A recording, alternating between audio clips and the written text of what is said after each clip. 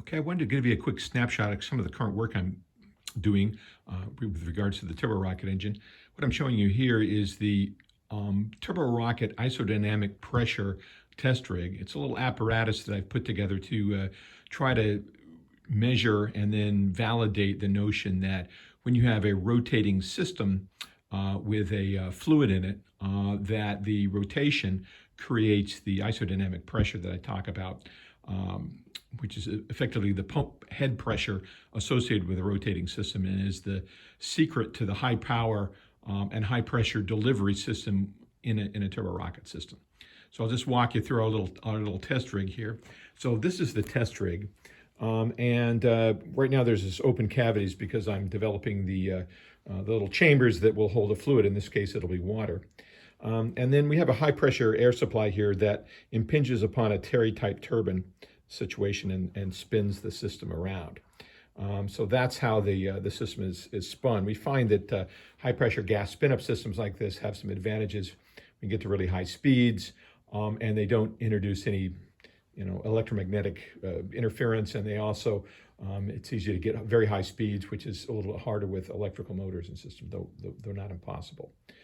Another feature here is the RPM sensor, and so what this is a small Hall effect sensor, and there's a magnet on the rotor tip, or on the rotor edge, and when the rotor passes by the Hall effect sensor, it triggers a signal, a high or low, or just a change. And when I bring it past, you'll see the little LED on the chip go on, and you can kind of see that. That's when the magnet is going past the Hall effect sensor, and so as it's rotating, it sends out a little pulse.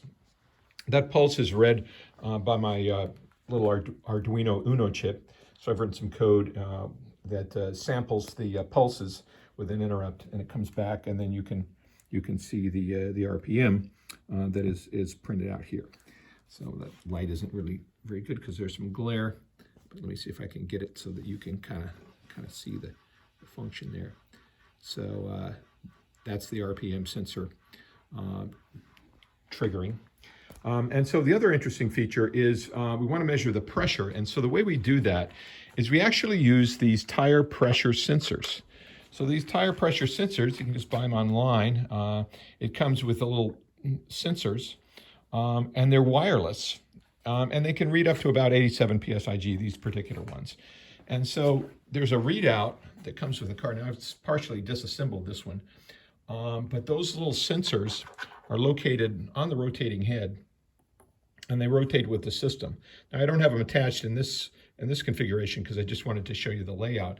But those sensors, they wirelessly transmit back to the receiver element through this antenna. That's the antenna right there for the main pressure module, and it reports the pressure. And so it's kind of a unique attribute, a unique realization that I had, that I could use these little tire pressure sensors.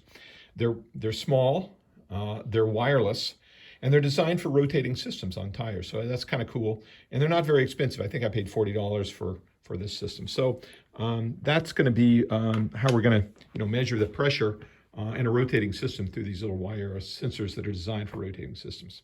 So before I sign off, I wanted to show you some of the speeds we can attain. So I've set the system up, and I'm going to open the pressure valve here. I have a motorized valve, but I also have a hand valve that I can use to throttle the system. So I'll show you how that goes. So we're going to open the valve here. And then we'll start turning the system down.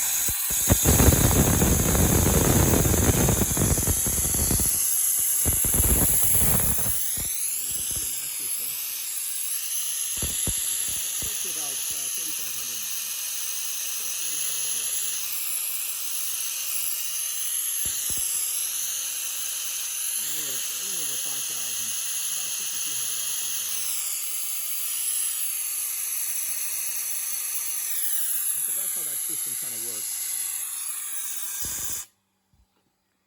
A little bit quieter here without the air on, but you can see that we're hitting about 5,000 RPM with that system. And the system is kind of spinning down now. And that little LED is flashing so rapidly you can't really resolve it, but it's certainly doing that. So that's our system. So I'm going to be I did an initial test, but I broke some of the parts, and so I'll be rebuilding those and then putting the sensor arrays in the top of the head here. And we'll be making some measurements, and I'll show you those results in a few minutes, or in a few days when I'm successfully able to rebuild those parts and put the system together. So that's what we have so far, and that's the Isodynamic Pressure Test Rig.